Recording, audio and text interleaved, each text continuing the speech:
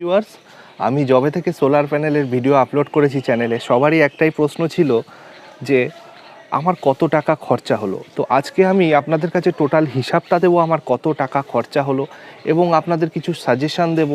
অনেকের বাড়িতে normal inverter থাকে, তারা কি করে সেই নর্মাল ইনভার্টারটাকে সোলার ইনভার্টারে কনভার্ট করবে, সেই সাজেশানটাও আমি এই ভিডিওর মাধ্যমে আপনাদের দেব। সো একদম প্রথমেই আমি আসি সোলার প্যানেলে। আমি এখানে সোলার প্যানেল কিনেছি এক একটা 165 ওয়াটের প্যানেল জানসোলারের। আর এখানে আছে হচ্ছে আমার একটা 50 ওয়াটের প্যানেল, এটা হচ্ছে লুম সোলারের। এটা আমার আগে কেনা ছিল, এটা আমি 2400 টাকা দিয়ে কিনেছিলাম। সো এটা আমি এই বছর কিনিনি, এটা 2 বছর আগে কিনেছিলাম, এটা 2 বছর ধরে রয়েছে। সো গাইস, এইগুলো হচ্ছে আমার জনসোলারের প্যানেল। এগুলো এক একটা 165 ওয়াটের, টোটাল 3টে আমি একসাথে পারচেস করেছিলাম ফ্লিপকার্ট থেকে।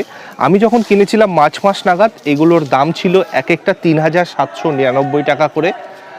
আর এখন বর্তমানে এগুলো আপনি অফারে পাবেন 4099, আর অলওয়েজ যে দামটা থাকে 5199।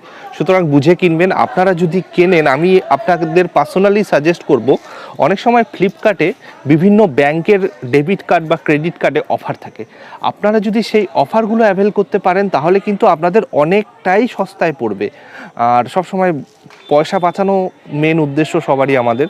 সুতরাং আপনারা কিন্তু সুযোগ অনুযায়ী এইগুলো কম দামে কিনে নিতে পারেন এই সোলার প্যানেল। সো ফ্রেন্ডস, আমি যে ইনভার্টারটা কিনেছি এটা হচ্ছে ইউটিএল গামা প্লাস, আর এটা 12 ভোল্টের ইনভার্টার। আমি এটা প্রথমে লোকাল মার্কেটে কিনতে গেছিলাম, কিন্তু লোকাল মার্কেটে অ্যাভেলেবেল না থাকায় আমি বাধ্য হয়েছি অ্যামাজন থেকে কিনতে। আর অ্যামাজনে এটার দাম পড়েছে 9499 টাকা। আর এটা আপনাদের সবাইকে অবশ্যই বলবো, আপনারা যখন কিনবেন একটু লোকাল মার্কেটে ভেরিফাই করে কিনুন, কারণ অনেক সময় দেখা যায় দামের একটা ডিফারেন্স লোকাল মার্কেট আর অ্যামাজনের মধ্যে থাকে। আর ব্যাটারিটা নিয়েছি এক্সাইডের C10 গ্রেডের সোলার ব্যাটারি, 150 অ্যাম্পিয়ার আওয়ারের। আর ওটার আমার দাম পড়েছে 15,500 টাকা। আর যে এখানে যেটা দেখছেন এটা হচ্ছে ডিসি এমসিবি, এটা আমার অ্যামাজন থেকে কিনেছি, এটা 675 টাকা দাম পড়েছে। আর MC4 যে কানেক্টার, টি কানেক্টার, ওটার দাম পড়েছিল 675 টাকা। আর MC4 কানেক্টার আমি এক্সট্রা কিনেছিলাম আলাদাভাবে, যেটার জন্য আমার 10টার দাম পড়েছিল 300 টাকা।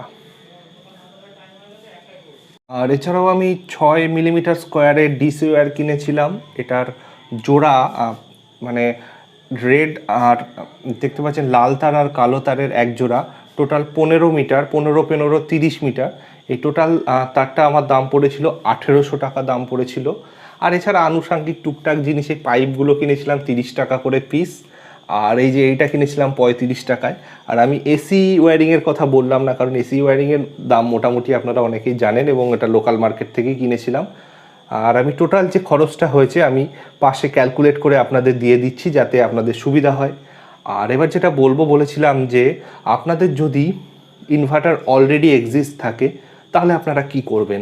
আপনাদের ব্যাটারি রয়েছে, ইনভার্টার রয়েছে, আপনারা শুধু চাইছেন সোলার ইউজ করবেন।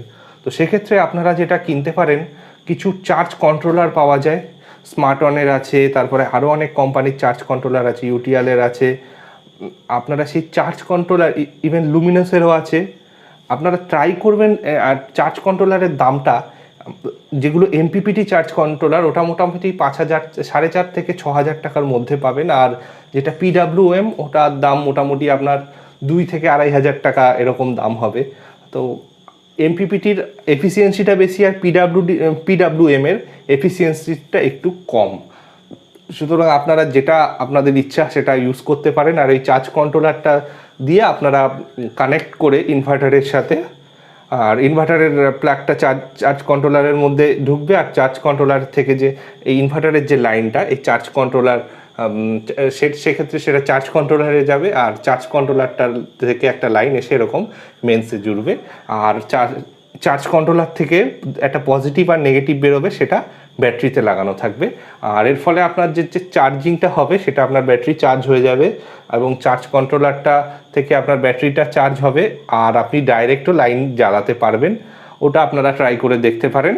সেক্ষেত্রে আপনার অনেকটা খরচ কম পড়বে। সেক্ষেত্রে শুধুমাত্র আপনার ইনভার্টারের খরচাটা তো দিতেই হচ্ছে না, চার্জ কন্ট্রোলার আর সোলার প্যানেলের খরচাটা দিতে হচ্ছে।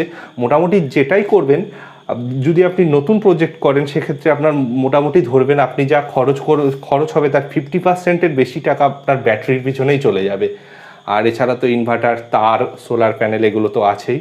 আর আমি টোটাল হিসাবটা এখানে দিয়ে দিয়েছি, আপনারা করতে পারেন ট্রাই করে। কিন্তু একটা জিনিস সবাই মনে রাখবেন, ইনিশিয়াল খরচটা সোলার প্যানেলের ক্ষেত্রে অবশ্যই বেশি হয়।